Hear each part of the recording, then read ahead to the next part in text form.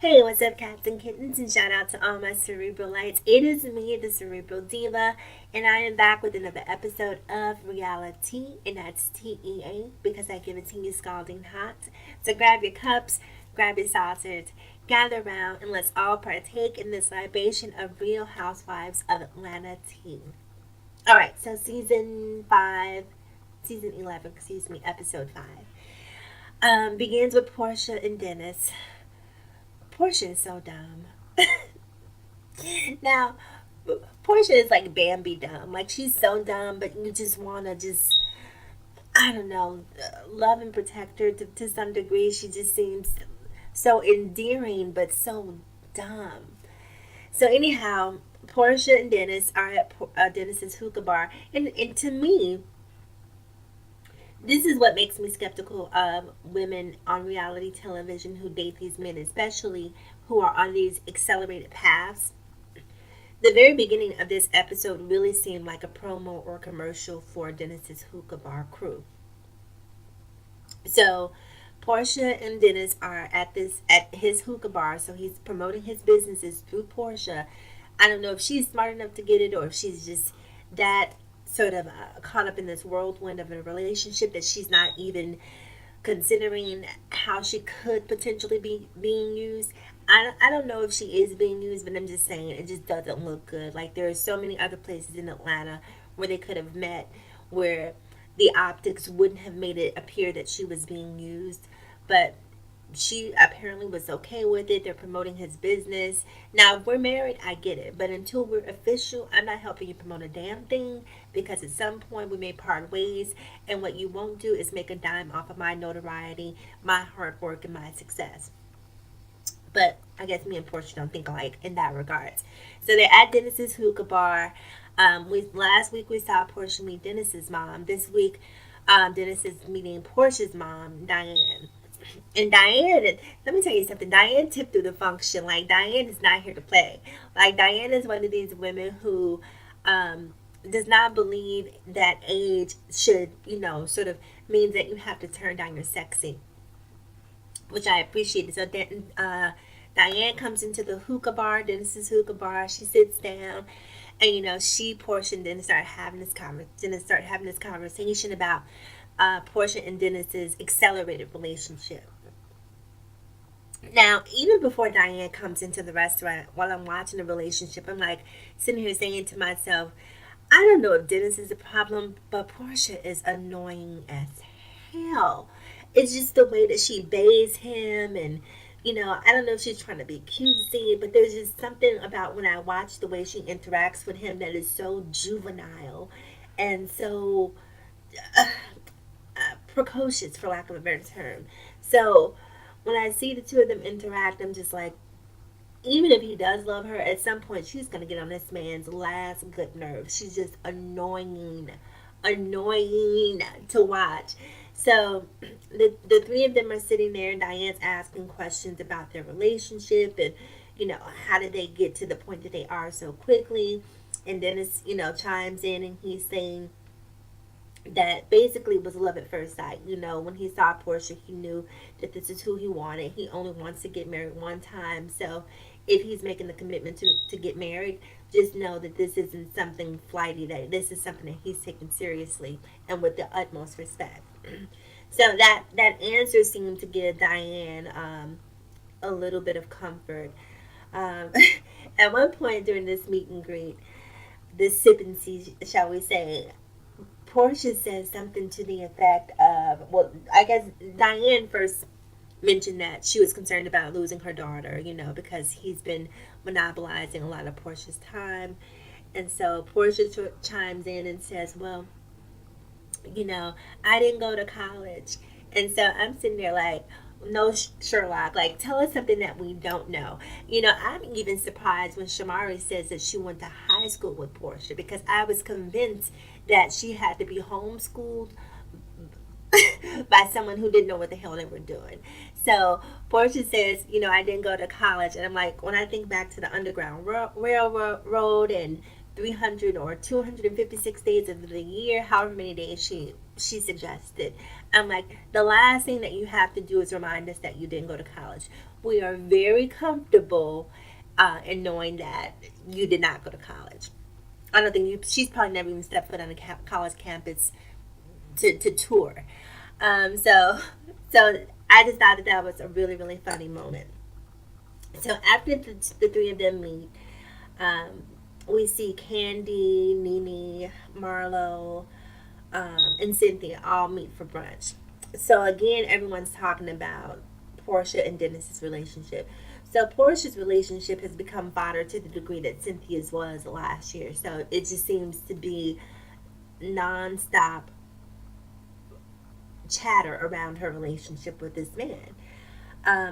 In Portia's defense, like if you're not in a relationship, if you're not really experiencing what's going on, and you're on the outside looking in, you can't really tell another person who to love and how to love. And sometimes you just have to mind your own business. Let a person bump their head. If that's who they're going to be with, let them make that mistake. You give them their 2 cents, and then you're done with it. But of course, this is reality TV, and that's the way adults would handle it. But since it's adult TV, that's not the way it's handled. So they go on and on at this brunch about about Portia's relationship with Dennis. Now Candy chimes in and says, all of this stuff about the man having tattoos of previous women that he's been in relationships with. Now, were this 1920, I could see that being a huge issue. But in 2018, while it may not be something that you'd want to see, I think given the fact that so many people have these instant add water and stir relationships that don't last very long, that so many people are prone to tattoos, I'm happy to be part of the no tattoo club. I have not a single tattoo. But tattoos are something that are very prevalent in our culture. Very often people get tattoos in recognition of the relationships that they're in the heat of the moment when you're feeling good. Hell, I mean, like, it's like how many women out there have gotten cell phones for men and put them on their credit, or have co-signed on loans. I'd probably rather have a tattoo of an ex than have an ex on my credit history. So for all of those people who are sort of looking down on Dennis for getting tattoos of his ex, a lot of people do stupid things in the heat of the moment when you're deeply embroiled in a relationship, and that feeling of that novelty, that newness of a relationship is very fresh. And so while I don't think it's a smart thing to do, I don't necessarily see that if it were someone that I was interested in, that I would let tattoos of someone he had previously been with be a deal breaker. Would I be asking for cover ups? You're damn right. Absolutely. You need to get that covered up, bruh. But I'm not going to allow that to stop me from being with him. So in that respect, I think Portia's absolutely right. Everyone has a history. Everyone has a past. We've all been in previous relationships for the most part. And if you're available to date someone new, that means that those relationships are unsuccessful. So I'm more concerned with what happened, what was the demise of that relationship, than I am with a remnant like a tattoo. So it'd be the same thing like a woman having a diamond ring, a diamond engagement ring. Are you going to throw that diamond ring away from a previous relationship because that is a remnant, the same as a tattoo? Even though a tattoo is physical, a ring, while it is tangible, it's not something that's actually on your person 24/7, but it's still something that could be a trigger for the person that you're with nonetheless. So anyhow, they're all sitting there talking about this relationship. And at some point, Nene says to Candy, well, while you have all this information about Portia, you guys aren't on that level. And she was basically echoing the same thing that Candy had just said, that she just doesn't think that she should speak to Portia because the two of them aren't really cool like that. And Nene basically chimed in and said, yeah, I don't think you guys are cool like that. So it's probably best that you not say anything. So it was so funny. So everyone leaves, they go about their business, and in the next scene, um, shortly thereafter, we find out that somehow or other, Candy is with Todd, and what's her assistant's name? Why can I never think of this guy's name? But Candy's assistant, the guy who's always there. They're talking, and Candy received text messages that Portia had somehow been made aware of what was discussed at the lunch or the brunch, and she didn't disclose this information to Portia, and everyone at the table pretty much agreed that they weren't going to say anything. So through a process of elimination, she said, well, it's probably not Cynthia. Marlo and Portia are cool, but they're not close enough where Marlo would go back and say something to her. The only person left standing would be Nene because she's quote unquote big sis. So when they meet up again, Candy sort of calls Nene out, like, because Cynthia's having this wine tasting. Well, she's thinking about opening up a wine bar. So the same four people meet up again. Well, except for Marlo is not there, but Portia is in place of Marlo. Cynthia's doing a wine tasting. Cynthia's wig, by the way, like, this is why you can't always trust your girlfriends, because everyone sat down at Cynthia, and Cynthia is a beautiful woman, loves Cynthia, but that wig was not popping. I'm sorry, like it just looked like, oh my god, like it came from the bottom of her wig bin. It just looked bad. It was not blended properly. It looked stiff. It just looked bad. And Portia had the unmitigated gall to tell this woman to her face, "That's my favorite hair on you." This is why you can't trust these hoes in these streets, because they will lead you astray. That was the worst wig that I've ever. Well, no, that little short spiky deal was pretty bad on Cynthia too. But that wig was definitely probably the top three worst wigs that I've ever seen on Cynthia. It was just, somebody needs to introduce Cynthia to some baby hair. That whole start and stop hairline thing that she was doing with the wig, it was just bad. If you go back, look at this wig that they had. It was just bad, bad, bad, bad, bad. But I digress. Let's move forward. So they're there. They're sitting down. So Candy and Portia show up first. And you can feel the tension. You can cut the tension with a knife. They're not really talking to each other. They're sort of throwing these subliminal jabs. You know how when you're around someone and you don't want to talk, they're both sort of looking in their cell phones and not really doing anything, but just trying to appear busy for the sake of avoiding conversation. So Nene and Cynthia show up, and everyone's having sort of superficial conversation. Candy's asking Cynthia about her wine bar and asking her all these questions about her business model. Have you done the numbers?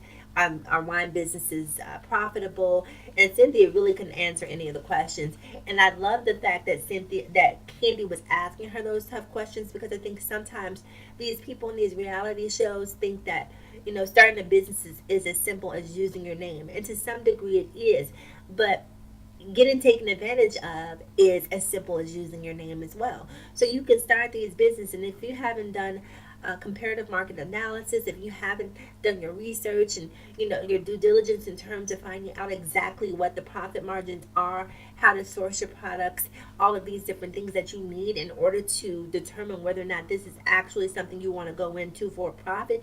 I mean, if you want to just have a business just for the sake of saying, hey, I'm on the Real Housewives of Atlanta and have a business, but you're not making a profit, then by all means go ahead. But if you're trying to start a business because you want to be successful, you have to do your research.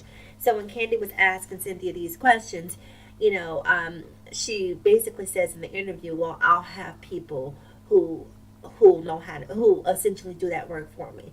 Okay, Tony Braxton, see, this is how you wind up beautiful and bankrupt. Like, don't be that girl. Do your research. Don't depend on other people to do the legwork for you. I mean, yes, you can have people who can give you information, but you always want to, check your boxes yourself. You don't want to have other people coming back and just filtering information to you that you haven't, verified on your own or independently. So I love the fact that Candy called her out on that. So they're sitting there, and then Candy is so funny because Candy is like low key messy. Am I the only one that notices Candy is low key messy? Candy claims to not be messy, but Candy is always in somebody's business, always sort of bringing back these bones, but she doesn't get marked as the bone collector to the degree that Sheree does. But Candy is super, super messy. So when she calls Nene out for basically telling Portia what they had agreed not to tell her, Nene was incomplete until Nene was like Portia was, who said that? Who said that? Nene, you said it. And so and when they flash to the interviews, the interview montage, even Portia confirmed that the information came from Nene. But and maybe Nene wasn't genuinely trying to deny the fact that she'd given this information to Portia. Maybe it was a situation where Nene was of the belief, or sometimes you know how you run your mouth but you forget what you've told people.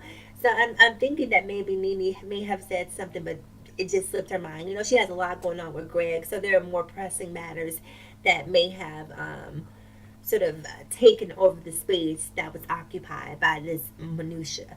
So the two of them basically started going back and forth, not to the degree of being hostile towards one another, but Portia was basically standing her ground, like, this is who I'm with, and it is what it is. So there. So, last but not least, the last thing I want to talk about is Eva and Mama Joyce 2.0. Lord have mercy. Lord have mercy. I hope when I watch the relationship, so Eva's getting married, and Eva wanted her mom to come down and be a part of the wedding dress shopping. So her mom shows up with her hair looking carrot orange, and her mom's energy just takes over a room. I mean, she is Mama Joyce 2.0, a little bit more refined, a little bit more polished, but she is Mama Joyce nonetheless. So mom flies in, they're at the wedding store. The mom is just sort of saying, this is going to be my wedding. This is going to be my wedding. And Eva is basically sort of underscoring what her mom says. No one in my family, my mom only has one daughter. She never had a wedding because she eloped in Las Vegas. And so this wedding isn't just for me. This wedding is for my mother too. And her mother has really taken that by the reins and really believes that this is her wedding. So Eva's there, her friend shows up, and Eva's trying on wedding dresses. So, and I didn't see there may have been dresses that weren't my favorite, but I didn't see anything that Eva tried on that looked bad on her. Pretty much every single dress that she tried on really looked good on her. So she's trying on dresses, and the mom is just like, nope, I don't like it. Nope, I don't like it. Too poofy. Nope, not enough embellishments. Nope, try again. Back to the drawing board. To the point where Eva's in one of her final dresses, and the bridal assistant says to Eva, she's putting on the veil, and she says, close your eyes, because she wants Eva to have that moment. If you've ever seen what's the wedding show, the dress show? Is it Save the Dress? Say Yes to the Dress. So, very often on Say Yes to the Dress, when they put the veil on, they tell the bride to close her eyes. They put the veil on, and then she opens her eyes, and then she just sees the entire vision. So they're trying to create this Say Yes to the Dress moment. The bridal store is trying to create this Say Yes to the Dress moment for Eva. So Eva closes her eyes. They put the veil on her, and before they could even give her the command to open her eyes, her mom is like, no, I don't like tulle. And so Eva says with her eyes closed, like, Mom, like, give me a chance to see it first. And, well, I'm just saying, I don't like tulle. Like, the woman just does not take no for an answer. She does not get, I was going to say nonverbal cues, but she does not get verbal cues, body language, like communication, inward is not something that she understands. She only understands what's coming out. She cannot process what's coming in. So at that moment, Eva opens her eyes, and the moment is ruined. So she goes in the back, and you hear her talking to the bridal assistant, and she's basically, the bridal assistant is saying, just let me know what you like, and I'll take care of it. And Eva's confessing, saying, she just won't, give me an opportunity to have my own moment. And, I thought it was really sweet that the lady, even at the bridal store, felt Eva's pain and Eva's angst in that moment. So after they get through shopping for wedding dresses, which Eva didn't choose one just because she was being bullied into submission, they go out to have lunch. So they're sitting there having lunch, and they're talking, and the conversation turns to the wedding, and the mom again is being Mama Joyce 2.0, and Eva doesn't even get a chance to really talk when her mom says, I don't want to hear about it. Shut up, I don't want to talk. And so I'm sitting here watching this dynamic because Eva is very quick witted. Eva is very sharp tongued. And so I'm like, this is why this girl is so defensive. Because she grew up basically being bullied by her mother. And I don't care who you are, mother, grandmother, sister, pastor, president, Queen of England. I don't care. I grew up with believing respect is earned, not owed. Now, at a certain point, if you're my mother, my father would have you. Just like I have to realize to stop judging you with a child's eyes, you have to stop judging me with the eyes of a parent and realize that while I am your child, I'm not a kid. I am not a kid. And you don't get to disrespect me. You don't get to stymie my thoughts, my feelings, because if I was Eva, I would have either told my mom about herself in that moment, like, look, we're going to have a conversation, woman to woman. This is what it is. This is my wedding. This is how it's about to go down. I would love to have you there. But if this behavior continues, we might not be able to facilitate that. That's the conversation we would have been having. In addition to that, my mother would have probably been sitting there eating lunch by herself. What you don't get to do is shut me down and tell me basically to shut up. No, I don't have to shut up. I'm grown. I'm an adult. And until you understand that, we're going to keep having these problems. So I might need to love you from a distance.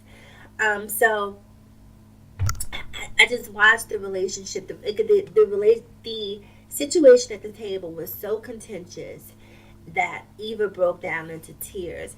And her mother in that moment didn't even have the capacity, emotional capacity, the emotional awareness or sensitivity to reach over to her daughter and say, I'm sorry. Come here, baby. She just sat there eating her food like this was the best curry that she had ever had. And she just didn't give a damn about what Eva was talking about. So she sat there with her face, in this curry. Eva got up and excused herself, went to the bathroom, and broke down again.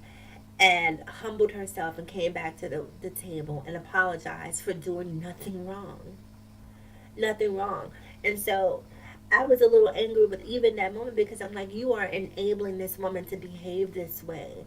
You are creating a climate that makes it conducive for her to think that this behavior is okay. So Eva apologizes, and it's not until Eva apologizes that her mother apologizes as well. And I'm just saying, in that moment, I don't feel like Eva had anything to apologize for. If there was any culprit, it was the mother. So it was just a very interesting dynamic. I'm trying to think if there's anything else that happened outside of that that was worth addressing during this episode. I think I pretty much covered everything. Oh, Shamari had her birthday party with her two sons. Um, I don't believe in talking about people's kids, so I don't have anything to say. Um, yeah, so she had her birthday party. She and Ron discussed the whole threesome thing about her being too open. Um, what else was there? What else happened? I'm trying to think. She confronted Eva. Eva has been doing a lot of backpedaling this season. She went on this whole diatribe trying to save face about having accused Shamari of needing a makeover. Now, Eva knew damn well what she meant during the Bailey Q that Shamari needs a makeover. Anybody with two good eyes, well, anybody with one good one and one bad eye can see that Shamari needs a makeover. The girl is in dire need of help. I'm sorry. And Eva was 100% right. But for the sake of saving face, Eva, tucked tail and ran and didn't, necessarily stand firm in her word and tell the girl exactly what she was feeling. She does need a makeover. And all of the other girls, Marlo, Candy, they were sort of egging this feud on Candy, and that's when I was saying Candy's messy, because Candy is the one who really facilitated this little confrontation between Eva and Shamari at Shamari's kid's birthday party.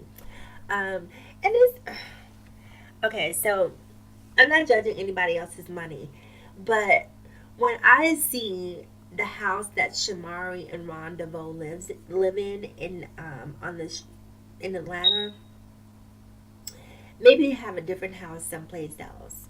But the houses that some of them live in look like houses I could afford. Like I could live in that house. I would not live in that house. The cabinets just turned me completely off. So when I look at it, I guess I'm expecting a more, excuse me, a more lavish lifestyle. It just looked very pedestrian in my opinion. But comment below. Let me know what you think because I was just looking at the house like this is where they live. Um, anyhow, you guys, that's about it. We'll talk next week, of course. As always, in closing, remember to like, comment, subscribe, and please share if you feel so inclined. Remember to live better, love harder, and think smarter. It is me, the Cerebral Diva, and I will talk to you guys again soon. Have a fantastic day.